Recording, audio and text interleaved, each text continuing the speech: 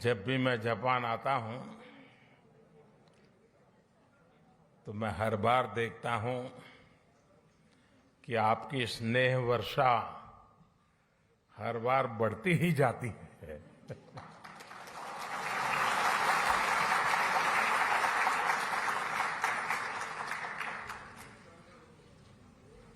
आप में से कई साथी ऐसे हैं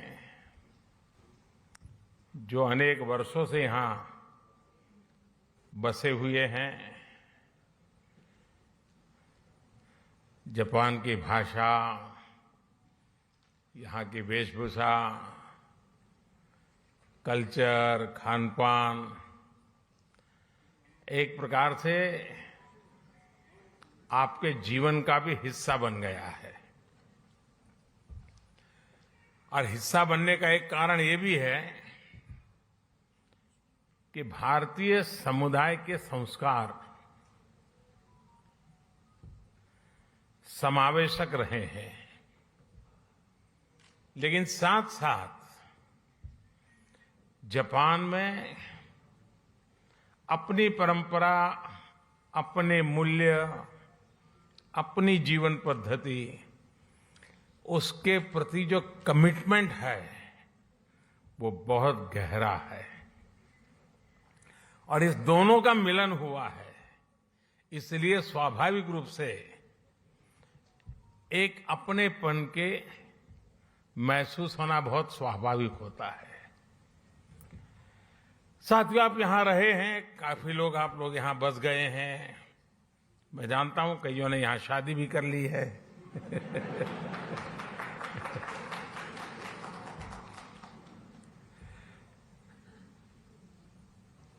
लेकिन ये भी सही है कि इतने सालों से यहां जुड़ने के बावजूद भी भारत के प्रति आपकी श्रद्धा, भारत के संबंध में जब अच्छी खबरें आती हैं तो आपकी खुशियों का पार नहीं रहता है, होता है ना। और कभी कोई बुरी खबर आ जाए तो सबसे ज्यादा दुखी भी आप ही होते हैं। ये विशेषता है हम लोगों की कि हम कर्म भूमि से तन मन से जुड़ जाते हैं, खप जाते हैं, लेकिन मातृभूमि के जो जड़ों से जुड़ाव है उससे कभी दूरी नहीं बनने देते हैं। और यही हमारा सबसे बड़ा सामर्थ्य है। साथियों, स्वामी विवेकानंद जी जब अपने ऐतिहासिक संबोधन के लिए शिकागो जा रहे थे तो उससे पहले वो जापान आए थे। और जापान ने उनके मन मंदिर में, उनके मन मस्तिष्क पर एक गहरा प्रभाव छोड़ा था। जापान के लोगों की देशभक्ति, जापान के लोगों का आत्मविश्वास, यहां का अनुशासन, स्वच्छता के लिए जापान के लोगों की जागरूकता, विवेकानंद जी इसकी खुल करके प्रशंसा की थी। गुरुदेव रविंद्रनाथ जी टैगोर ये भी कहते थे,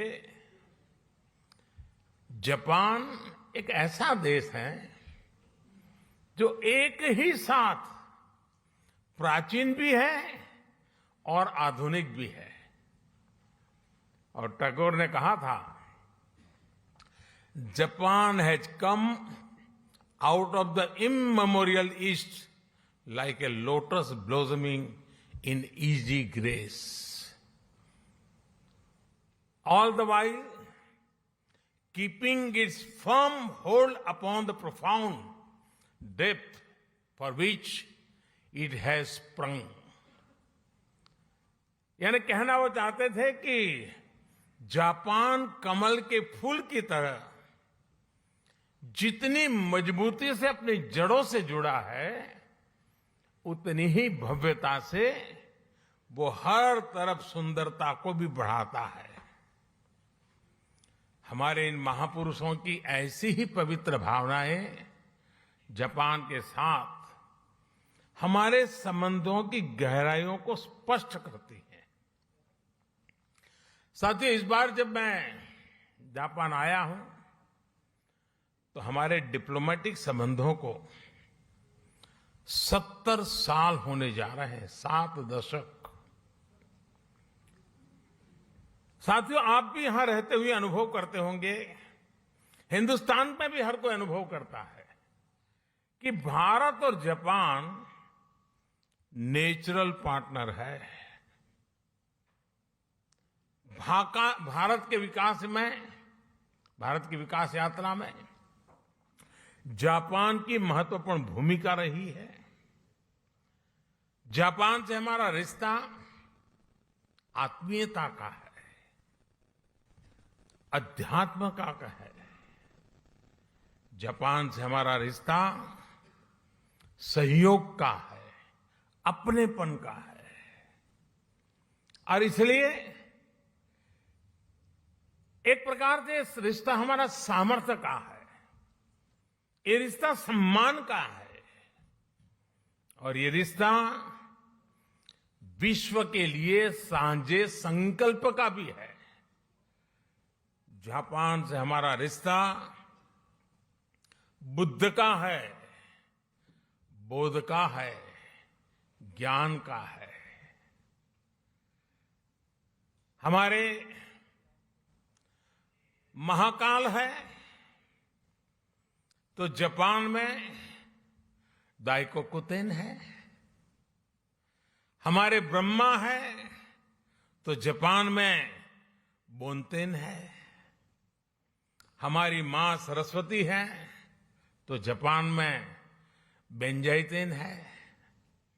हमारी महादेवी लक्ष्मी है तो जापान में किचिजोतेन है। तो हमारे गणेश हैं तो जापान में कानगीतेन है। जापान में अगर जैन की परंपरा है तो हम ध्यान को, मेडिटेशन को आत्मा से साक्षात्कार का माध्यम मानते हैं। 21वीं सदी में भी भारत और जापान के इन सांस्कृतिक संबंधों को हम पूरी प्रतिबद्धता के साथ आगे बढ़ा रहे हैं। और मैं तो काशी का सांसद हूं और बड़े गर्व से कहना चाहूंगा कि जापान के पूर्व प्रधानमंत्री श्री आबे जब काशी आए थे तब उन्होंने एक बहुत बढ़िया सौगात काशी को दी। काशी में जापान के सहयोग से बना रुद्राक्ष, और जो मेरी कभी कर्मभूमि रही वो अहमदाबाद में जैन गार्डन और काइजन एकेडमी, ये ऐसी बातें हैं जो हमें कितनी निकट लाती है। यहां आप सभी जापान में रहते हुए इस ऐतिहासिक बंधन को और मजबूत बना रहे हैं और सशक्त कर रहे हैं। साथियों, आज की दुनिया को भगवान बुद्ध के विचारों पर, उनके बताए रास्ते पर चलने की शायद पहले से ज्यादा जरूरत है।